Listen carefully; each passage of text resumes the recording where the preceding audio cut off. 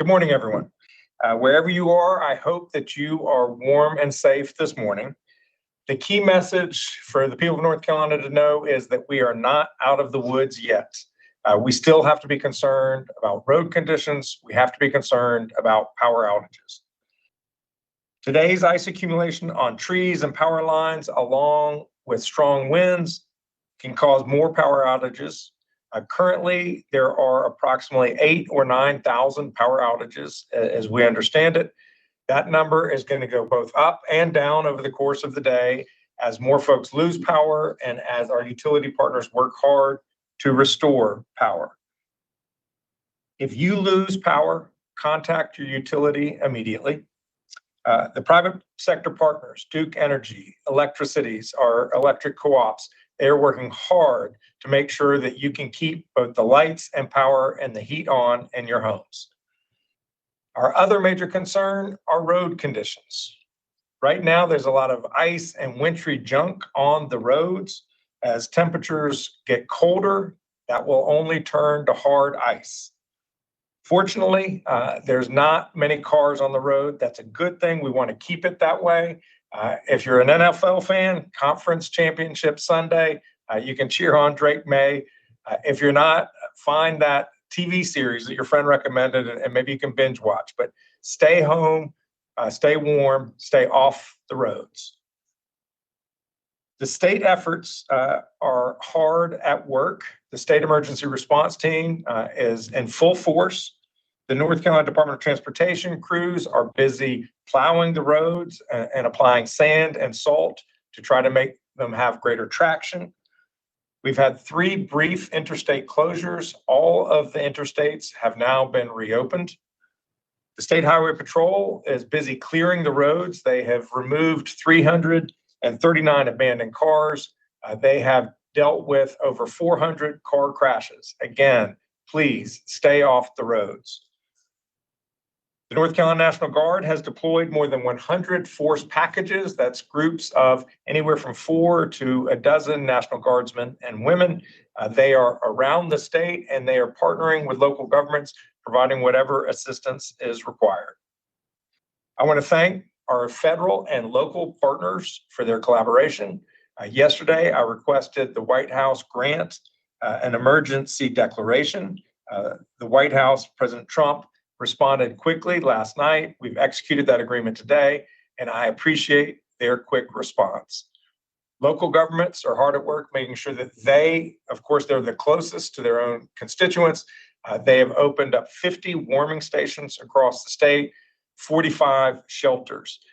If you have any need for either warming station, shelter, or other human service, please reach out to your county emergency management, go to their website, check out their social media.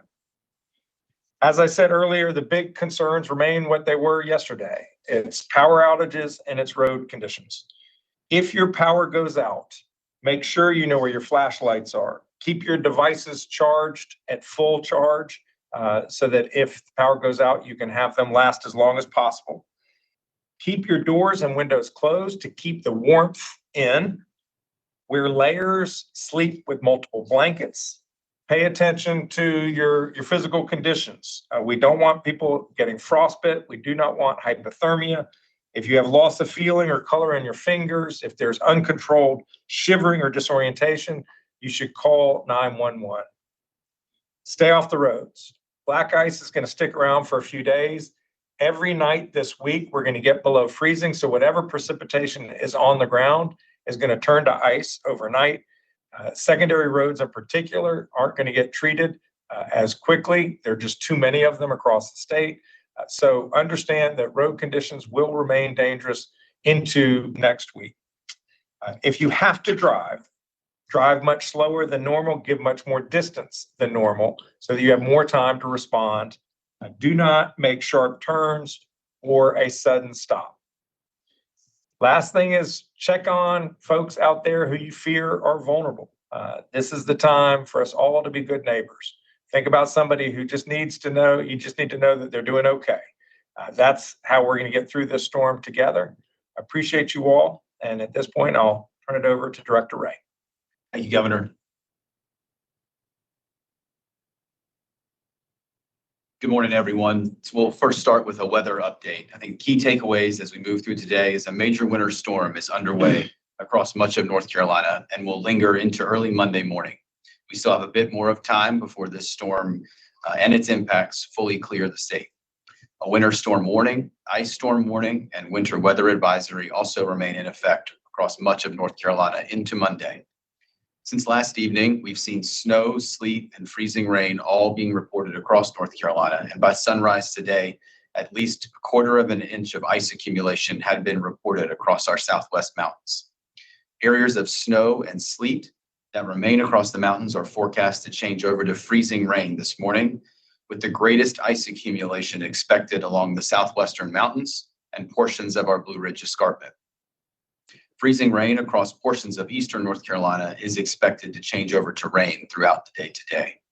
While we may see some lulls in precipitation through the day for some locations of the state, a final round is expected to push across the state Sunday evening and overnight.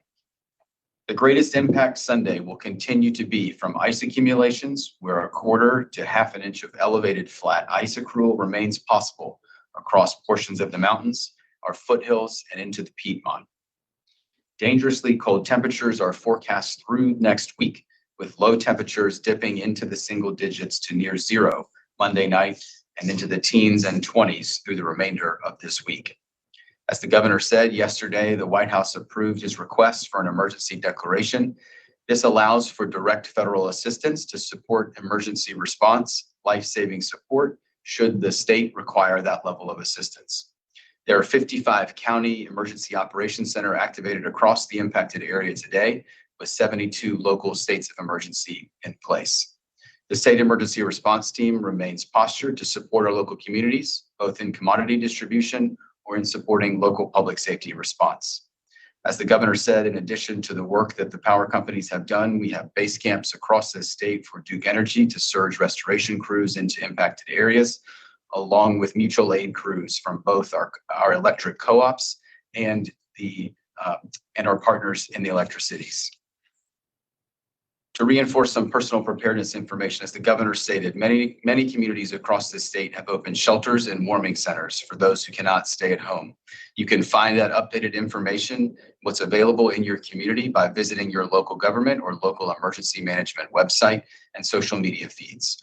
Additionally, for winter storm information and important links, please visit readync.gov/winterstorm 2026. And finally, as a reminder, roadway conditions have deteriorated since last night.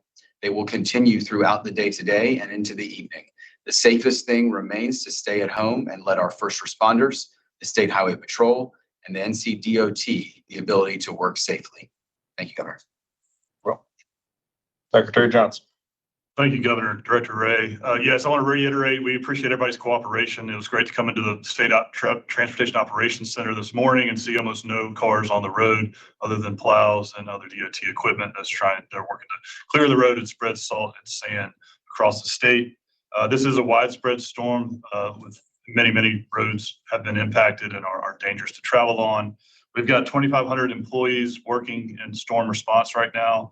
They've already spread 32,000 tons of salt. I'm sure that number's changed since I walked in here, and it will continue to grow throughout the day. They've also already put in additional 800,000 gallons of brine on the roads. We've got 1,300 trucks in operation, along with almost 1,000 contractors. So we're working hard to treat. Today we focus largely on interstates and major U.S. routes and 4-lane highways. The secondary routes will take some time. With lingering cold temperatures, it may be days before some of those secondary routes become passable. So I encourage everybody to use extreme caution before they venture out. And also check driveandc.com for the latest road conditions. The ferries, most of the ferries are operational. None of them are impacted by storm. There were some closures this morning due to fog. All rail travel has been canceled.